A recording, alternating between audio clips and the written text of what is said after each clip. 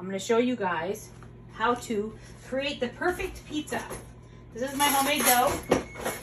Oh, the oven's ready. I have the sauce out here on the dough. This is one for me, one for my husband. At my house, we have a pizza bar. So the first thing you want to do to make the perfect pizza is your mozzarella cheese. So we're going to add mozzarella on top of the sauce for mine and his right here. You could add different types of cheese. I just use mozzarella, but you can sometimes like add an Italian cheese. You really don't need a lot. You're going to evenly space this around.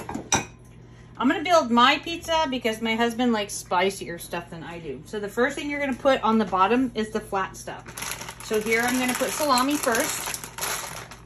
Okay, I'm going to put like, not a lot. You don't want a lot of toppings. By the way, I made this dough about 3 hours ago. You want salami on yours, hun?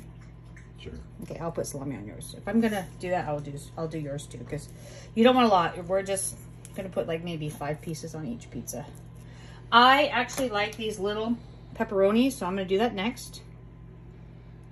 I'm gonna spread them out. So next is gonna be the pepperoni. If you want a lot, go ahead. I'm a light topping person. You could put more cheese on too if you wanted to. Like I said, you could add Italian. I'll put a couple on yours because I know you're gonna want pepperoni too. The only difference is you like jalapenos. I mean, pretty much we like the same thing. The next thing you're going to put on this pizza is going to be like the vegetables. So now I'm going to put mushrooms on mine. I'm going to spread these out. And by the way, I use an egg cutter to cut these mushrooms. I prefer cutting them myself versus the store cut ones because the store cut ones to me are too thick. And I like mushrooms super, super thin on my pizza. All right. Now the next thing I'm going to do is my sausage, which I browned earlier. And I'm going to put this on top. And the reason I'm going to put this on top of the mushrooms is because if you have any bits uncooked sausage, you cook it ahead of time. You want it to cook. So on top of the mushroom, it's going to cook. Now, the last 2 things, pineapple. You do not want juice. You're going to squeeze the juice out. You want dry pineapple because if you don't, it's going to make your crust soggy. And you don't want soggy crust. I already did a lot of the juicing earlier, but see this? Out. You don't want it.